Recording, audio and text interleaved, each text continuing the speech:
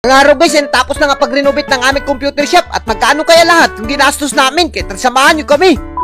What's up sa inyo guys? For today's video ay papakita namin sa inyo kung paano namin sinimulan at paano namin tinapos ang aming computer shop. Pero bago ang lahat, ito nga pala yung dati naming computer shop at napakasaya at dito kami nagsimula ni IB. At ngayon ay pinatrabaho namin at palakihan at pinarenovate na rin namin para mas maging maganda naman tingnan. At ayan ang as you can see naman guys, talagang tinrabaho na nga namin at tinabangan na namin ni IB yung aming computer shop at pinawiringan na rin namin para mas mapadali. At ayan nga, kung nakikita nyo naman guys, medyo maganda-ganda na yung pintura at pinataudan na rin namin ng mga stand para sa computer at hindi na mainitan yung computer natin dahil nakakasira pala sa computer yung masyadong mainit.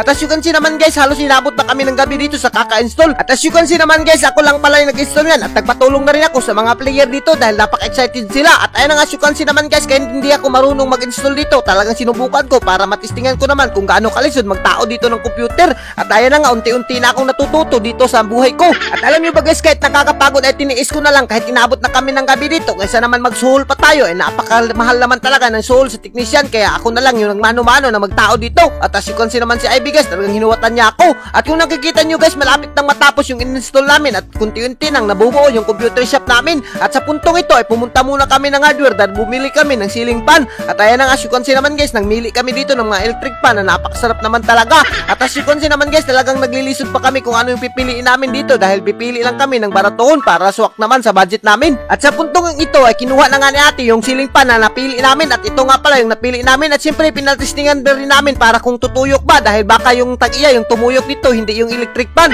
At as you can see naman guys, medyo bugnaw naman yung labas ng hangin niya at goods na to. At sa puntong ito talagang inampisyembol na nila, tinaod na sa karton. At shoutout nga pala sa mga sales boy dito na napakasarap naman talaga. Mabuhay kayo mga idol hanggat gusto nyo. At sa puntong ito ay tinaod na kaagad namin at as you can see naman guys, nabuo na kaagad yung computer shop namin at mukhang computer shop naman talaga yung forma nito kahit gilamo-lamo lang namin pagtaod. At kung nagtatanong kayo kung magkano yung ginastos namin sa pag-renovate dito sa aming computer shop is mahigit 20,000 talaga, lahat-lahat na kasama na yung sa panday at pati mga appliances at pati mga gamit dito sa computer shop. Kaya di na kami nagmamahay dahil maganda rin naman yung computer shop namin at hindi na nakapaghintay yung mga manlalaro, talagang naglaro na sila. Sa ngayon guys ay focus muna kami sa aming computer shop at pinasibabuyan namin at naghahanap pa kami ng opportunity na mapagkakitaan namin ng pera ni IB. At hanggang dito na lang kami at kung ginaganahan ka sa mga video namin ay huwag mo nang kalimutan i-like and i-share para mas marami pa tayong lingaw. Thank you and God bless you all. Mabuhay kayong mga idol hanggat gusto nyo.